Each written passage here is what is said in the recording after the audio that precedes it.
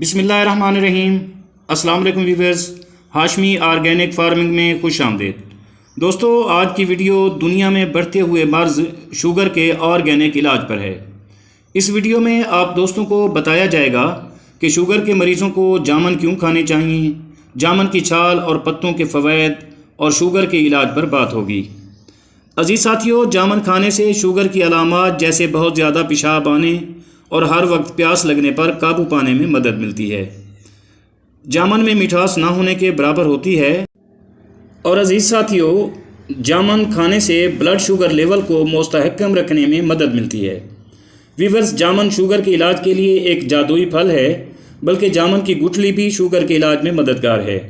Viewers, जामन ग़िज़ाइयत से भरपूर, ताजगी बख्श और रसीला फल मौसम गर्मा में बाज़ारों में हर तरफ नज़र आता है। ये सेहत के लिए बेशुमार फ़वाइद रखता है। जामन आयुर्वेदिक, यूनानी और चीनी अद्वियात और जामे इलाज में बहुत अहमियत रखता है। दोस्तों, दीगर बेरों में से जामन में कैलोरीज़ बहुत कम होती हैं। ये फल vitamin C, carbohydrates, protein, iron, magnesium, potassium और चंद दूसरे फाइटोकेमिकल्स का बेहतरीन ज़रिया है। मुतअद्दिद मुतालियात से पता चलता है कि जामन में मौजूद हाई अल्कलाइड मवाद हाइपरग्लाइकेमिया या हाई ब्लड शुगर को कंट्रोल करने में मौसर है। अजीज़ साथियों, जामन के फल के अलावा इसके बीजों, पत्तों और छाल का अर्क आपके जिस्म में ब्लड शुगर की बुलंद सतह को कम करने के लिए मुफीद है। आइए इस बारे में जानते हैं कि इसका इस्तेमाल कैसे करें।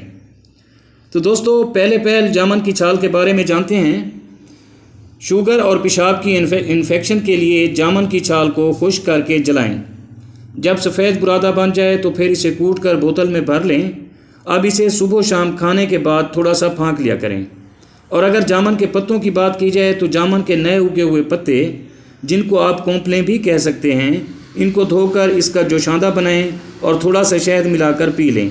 ये बढ़ते हुए जिगर के अलावा शुगर को भी फ़ायदा देता है।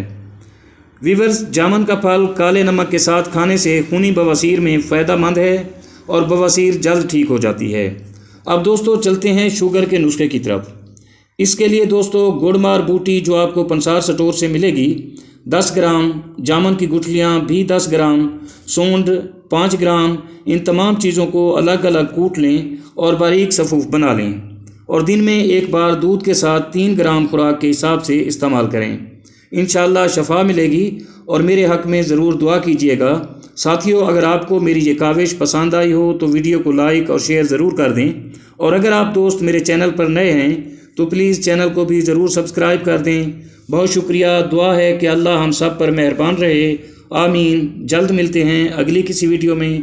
तब तक अल्लाह हाफ़िज़।